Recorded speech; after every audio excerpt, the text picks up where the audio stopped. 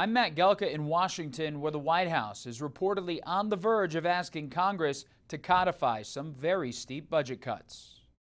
PBS and NPR could see their budgets slashed. The White House called the public broadcasters a grift and trash, with a laundry list of content it didn't agree with. Good morning. The release comes weeks after a hearing debating the public broadcasters' continued congressional funding, and comes as the New York Post reports the Trump administration is on the verge of formally asking Congress to rescind $1.1 billion in funding to the Corporation for Public Broadcasting.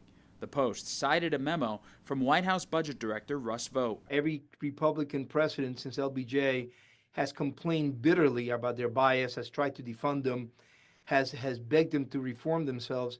They haven't done so. They're brazen. The memo reportedly cites anti-conservative bias as a reason for wanting to rescind the funds.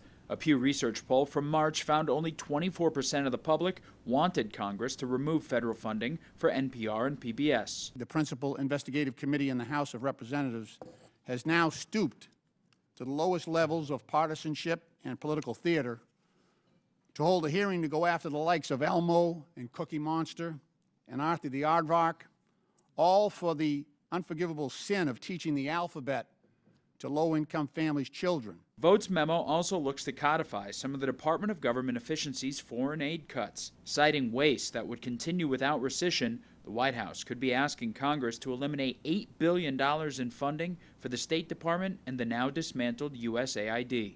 NPR gets about 1% of its total funding from the federal government, and PBS gets about 15%. But the cuts could hit local stations harder, forcing some of them to close. Reporting in Washington, I'm Matt Gelka.